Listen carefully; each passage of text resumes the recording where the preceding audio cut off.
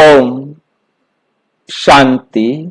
स्वयं ईश्वर सिखाते हैं सहज राज योग, और उसके अब 9वां पाठ हम कर रहे हैं मन की 6 अवस्थाओं की श्रृंखला। हमारे मन में 6 अवस्थाएं होती हैं, उनके बारे में हमें समझना है। मन के बारे में हम जानते हैं ना, मन के बारे में हम क्या जानते हैं? मन के बारे में क्या जानते हैं हम? मन एक सूत्र पैसेंजर है, बुद्धि तक ले जाता है। हाँ, मन शरीर और बुद्धि के बीच का एक निस्वार्थ, एक मतलब एकदम क्या कहते हैं, संदेश देने और लेने वाला है। अब इसे हम शुद्ध भी कह सकते हैं, और इसे हम निष्पक्ष शब्द आता है, निष्पक्ष संदेश वाहक है। मतलब ये बीच में कुछ मिलावट नहीं करता। अपने ऐसे ये नहीं कि शरीर से मैसेज कुछ आया है, उसमें अपनी कुछ बात मिला करके बुद्धि को बताई, नहीं। और बुद्धि ने जो बैड ऑर्डर किया है उसमें कोई मिलावट नहीं करता, वो उसी प्रकार से शरीर से करवा देता है। यदि बुद्धि ने फैसला किया है कि उंगली काट दो, तो उंगली काट देगा। फांसी का फंदा लगा लो तो फांसी का फंदा लगा लेगा, पूछेगा नहीं कि क्यों। ये बहुत अच्छी तरह से बुद्धि में रखना है। तो चेतना, स्मृति, ये किसी के दिमाग की सामग्री को संदर्भित करता है, जिसमें यादें, विचार, धारणाएं शामिल हैं। ये किसी के विचारों और भावनाओं की दिशा तय करता है। मन की पद्धति वृत्ति, दूसरा है मन की पद्धति वृत्ति। तो हम पहले को देखें जरा। मन की पद्धति या चेतना जिसको हम कहते हैं। अब क्या होता है कि जो कुछ भी हम देखते हैं, जो कुछ भी हम सुनते हैं, जो कुछ भी हमारे शरीर के द्वारा किसी भी प्रकार से मन के द्वारा बुद्धि तक पहुंचता है। और यहां शब्द जो प्रयोग किया गया है दिमाग, तो नहीं, ये दिमाग कहां से आ गया? ये आना चाहिए था बुद्धि। बुद्धि आत्मा का हिस्सा है और दिमाग जो है वो शरीर का हिस्सा है। ये किसी के दिमाग की सामग्री को संदर्भित करता है, जिसमें यादें, विचार और धारणाएं शामिल हैं। ये किसी के विचारों और भावनाओं की दिशा तय करता है। मन की पद्धति जिसे कहते हैं मन की पद्धति, मन की विधि। अब क्या होता है कि जो कुछ भी हमने देखा वो हमने बुद्धि के पास पहुंचा दिया। अब बुद्धि उसके ऊपर प्रतिक्रिया करती है, रिएक्ट करती है कि क्या करना है और क्या नहीं करना है। इस बात को बुद्धि तय करती है। तो मन की पद्धति है। अगला है हमारे पास वृत्ति। जब चेतना किसी विशेष विचार या स्मृति में व्याप्त होती है, तो ये एक विशिष्ट मनोदशा या मन की स्थिति की ओर ले जाती है। ये डर, घबराहट, खुशी आदि हो सकता है, कुछ भी हो सकता है। भला हमने सीन कोई भी देखा, सीन हमने कोई भी देखा और उसके आधार पर हमारी वृत्ति बनती है, और वृत्ति हमारी कैसी भी बन सकती है। वो वृत्ति सीन एक है, परंतु उस सीन को देखकर वृत्ति उसकी अलग अलग बन सकती है, जिसे मनोदशा, विशेष मनोदशा कहते हैं, या मन की स्थिति कहा जाता है, और ले जाती है वो डर भी हो सकता है, घबराहट भी हो सकती है, खुशी आदि भी हो सकती है, जिसके लिए हम आगे आगे और विस्तार से देखेंगे। तो यहां हम उसकी चर्चा कर लेते हैं। जैसे आपने किसी कुत्ते को देखा, अब आपको कुत्ता देखा, कुत्ता आलंबन है, अब कुत्ता आपकी तरफ बढ़ना शुरू किया तो क्या होगा?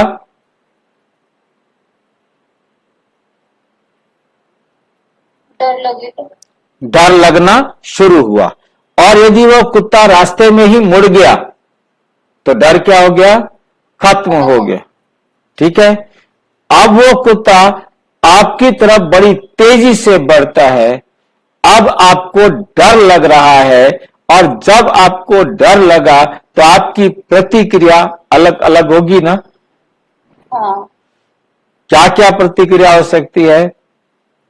मैं आगे की तरफ भागूंगी, चीखूंगी। भागेंगे, चीखेंगे, और या डंडा उठा के, पत्थर उठा के उसकी तरफ भागेंगे। अलग अलग होगी, क्या होगा वही होता रहेगा। मतलब अलग अलग होगी ना, मतलब प्रतिक्रिया आपकी अलग अलग होगी। अब इस प्रकार से मतलब जो भी हुआ वो हमारी मनोदशा थी कि हमको भय लगा। और कोई ऐसा सीन हो सकता है जिसको देखकर खुशी भी मिल सकती है, खुशी भी महसूस हो सकती है। जैसे वर्ड्सवर्थ जो था, अंग्रेजी का एक पोइट हुआ है, डैफोडिल्स, उसने पोएम लिखी और उसने एक जगह से गुजरते हुए डैफोडिल के फूलों को देखा और उसको ऐसा लगा जैसे वाह, ये तो स्वर्ग का नजारा है। और वो कुत्ता देखा तो कैसा भय लगा, और ये सुंदर फूलों का बगीचा देखा, उनको बहुत ही धीरे धीरे हिलते हुए देखा, धीमी उसके अंदर, और उसकी वो जो हिलना था वो ऐसा मन को मोह रहा था, आकर्षित कर रहा था, और लग रहा था कि वाक्य में ये स्वर्ग का सीन है, स्वर्ग का दृश्य है। तो खुशी भी मिल सकती है और दुख भी मिल सकता है, घबराहट या डर भी हो सकता है। समझ गए बात को? आउटलुक दृष्टि, बाहर की दृष्टि, मन की स्थिति किसी स्थिति पर किसी के दृष्टिकोण या दृष्टिकोण को प्रभावित करती है। अब हमारी मन की जो स्थिति बन रही है उसको भी दो बातें साथ में लग गई कि जो मेरा अपने जीवन में पहले से दृष्टिकोण बना हुआ है, उस दृष्टिकोण के आधार पर हमारी प्रतिक्रिया होगी। और ये जो घटना घट रही है वो मेरे दृष्टिकोण को भी बनाएगी। अब जैसे मैंने देखा है कि डॉग अटैक करता है, वो मुझ पर अटैक करे, परंतु पहले से ही मैंने तैयार कर रखा है अटैक करने से पहले खुद अटैक कर दो, तो उसके अटैक करने से पहले मैं ही कोई ना कोई उसके ऊपर अटैक कर देता हूं, या डंडा मारता हूं, या कुछ भी मैं उसको करता हूं। इसका मतलब मेरा जो दृष्टिकोण था पहले कि वो मैंने अपने उस पर अपनी स्थिति में प्रयोग किया, और मैंने स्थिति के अनुसार देखा कि वो तो बहुत आक्रामक है और बहुत आक्रमण करने वाला है, तो मेरे को उसको डंडा मारने की बजाय भागने वाला लेना पड़ेगा। मुझे अपना जो दृष्टिकोण है वो चेंज करना पड़ेगा कि मुझे अटैक नहीं करना, मुझे वहां से भागना है। समझ रहे हैं बात को? मतलब हमारी दृष्टिकोण भी प्रभावित होता है, और जो हमारा दृष्टिकोण होता है वो उस घटना को भी प्रभावित करता है। ये आकार देता है कि कोई व्यक्ति घटनाओं को कैसे देखता है और उन पर कैसे प्रतिक्रिया करता है। कार्य, कृति अगला शब्द है। तो दृष्टिकोण फिर कार्य की ओर ले जाता है। उदाहरण के लिए यदि कोई भयभीत है तो वे भाग सकता है या रक्षात्मक कार्यवाही कर सकता है। ये क्रियाएं मन पर प्रभाव या संस्कार छोड़ती हैं। ये जो क्रियाएं होती हैं ये हमारे मनसा पर बहुत प्रभाव छोड़ते हैं। मन, ये क्रियाएं मन पर और संस्कार छोड़ते, मन पर प्रभाव या संस्कार छोड़ती हैं। योग के माध्यम से परिवर्तन, जो ईश्वर हमें राजयोग सिखाते हैं, उसके माध्यम से क्या होता है? परिवर्तन।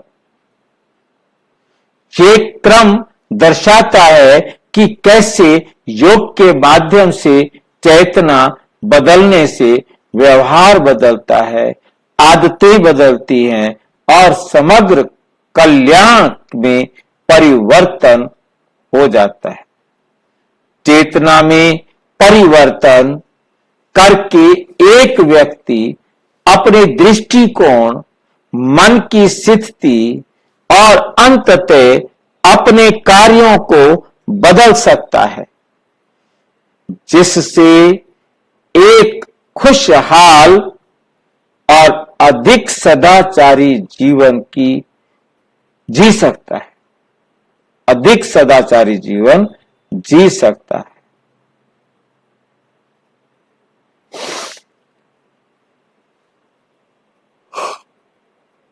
पहला उदाहरण लिया है जो हमने कुत्ते वाला लिया। कुत्ते वाला उदाहरण देखा है आपने ना? उसमें क्या होता है, मैं आपको पहले उदाहरण को पिक्चर में दिखाता हूं ताकि आप उसको आसानी से समझ सकेंगे। पिक्चर कुछ समझाने में हेल्प करती है। यहां पर पहले सीन के अंदर आप देख रहे हैं, ये स्मृति है, कॉन्शियसनेस, कि कुत्ता एक व्यक्ति के पीछे पड़ा, उसने उसका पजामा पकड़ लिया तो उसकी हालत क्या हो जाती है, ये है। ये पहले से कॉन्शियस में है, स्मृति में है कि कुत्ता यदि अटैक करेगा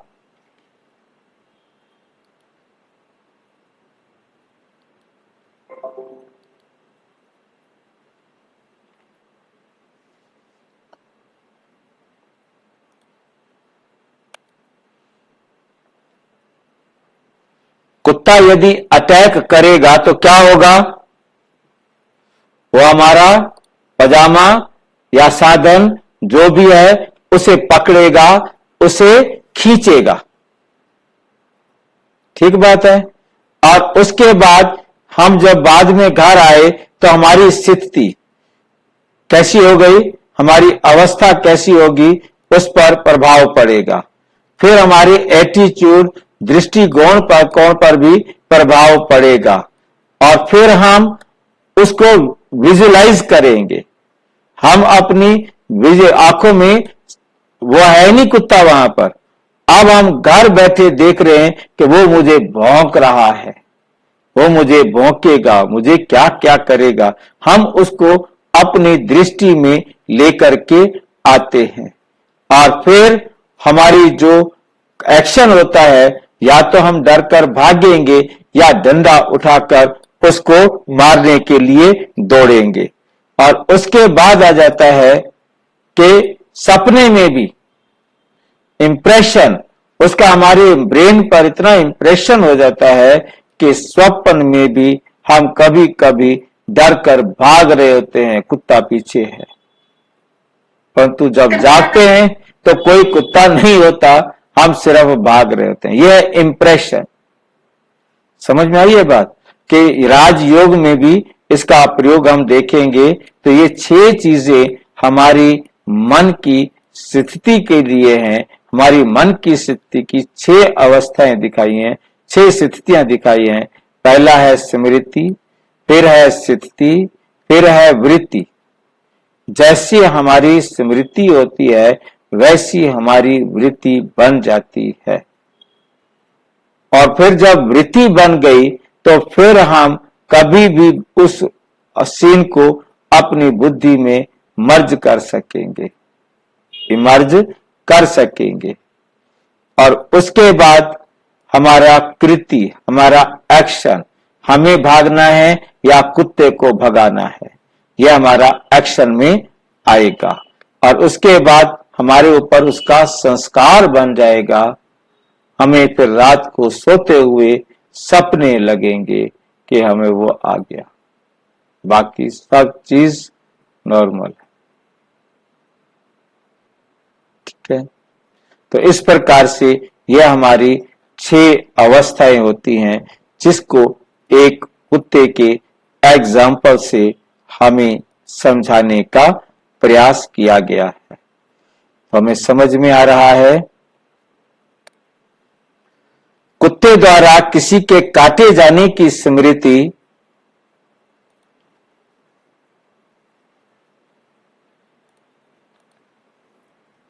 या चेतना अब मनुष्य के मन में भय की स्थिति और घृणा की स्थिति मनोदशा उत्पन्न कर देती है। वे अब कुत्ते को दुश्मन के रूप में देखता है और छड़ी से काम करता है। ये बदले में उसके दिमाग पर एक छाप छोड़ता है और इस प्रकार ये स्पष्ट है कि मनुष्य की भावनाएं इस बात पर निर्भर करती हैं कि वे किस चीज के प्रति सचेत है, जागरूक है। वो 6 चीजें हमें देखनी है। नंबर 1 है स्मृति, स्थिति, वृत्ति, दृष्टि, और उसके बाद है कृति और संस्कार। 6 है हमारी स्थितियां जो 7वीं स्थिति को बनाते हैं, जिसे कहते हैं अनुभव। ठीक है, अनुभूति। तो ये 7 जो है हमारे पास 6 स्थितियां हैं, तो 7वीं स्थिति हमारी अनुभूति की आ जाती है। अब हमने दूसरा उदाहरण लिया। मैंने दूसरे उदाहरण का आपके साथ वर्णन किया था कि विलियम वर्ड्सवर्थ क्या करता है, वे बाग में, गार्डन में घूमने के लिए गया हुआ है। जब वो घूमने के लिए गया है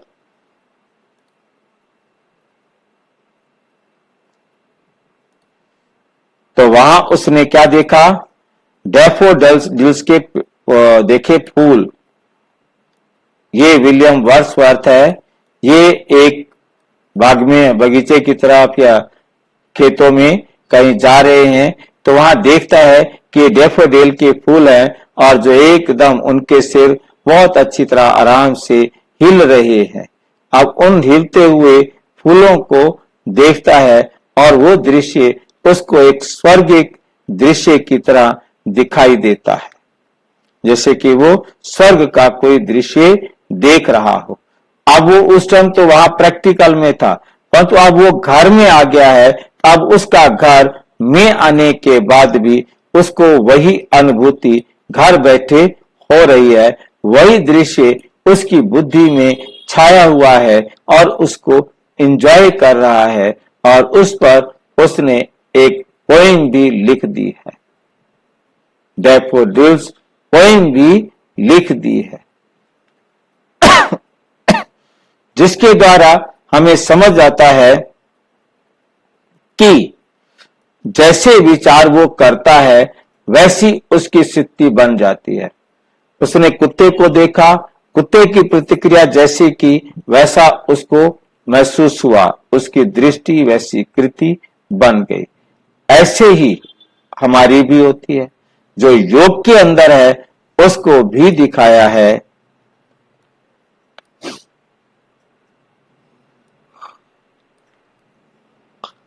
हम परमात्मा की श्रीमत पर जब अपने आप को स्थित करते हैं तो हमारे मन को शांति की अनुभूति होती है। हमारा मन एकदम शांत होता है। State of mind is also peaceful, blissful and loveful. Peaceful होती है, ब्लिसफुल होती है और उसके साथ साथ लवफुल भी होती है। ठीक है, तो ये हमारा था कि हमारी जो अवस्था बनती है उसका आधार क्या होता है और कैसे ये अवस्था बनती है। हम उदाहरण दूसरा देख रहे हैं, जिसके अंदर वर्ड्सवर्थ ने एक बार डैफोडिल्स के फूलों को नृत्य का एक आनंद दृश्य जो है ना देखा। बाद में उस दृश्य को याद करने से बहुत खुशी महसूस हुई। इससे पता चलता है कि मनुष्य के मन की स्थिति इस बात से निर्धारित होती है कि वे किस चीज के प्रति सचेत है, क्योंकि एक योगी ईश्वर परमानंद प्रति सचेत होता है, वे स्वयं को परम आनंद की स्थिति में महसूस करता है और उसका मन कैसे हो जाता है? शांत और शुद्ध होता है। वह शरीर से अलग और अच्छी आत्मा में भी महसूस करता है। प्रजापिता ब्रह्मा कुमारी ईश्वरीय विश्वविद्यालय के द्वारा यह सिखाया जा रहा है, जो स्वयं परमपिता परमात्मा ही आकर सिखा रहे हैं।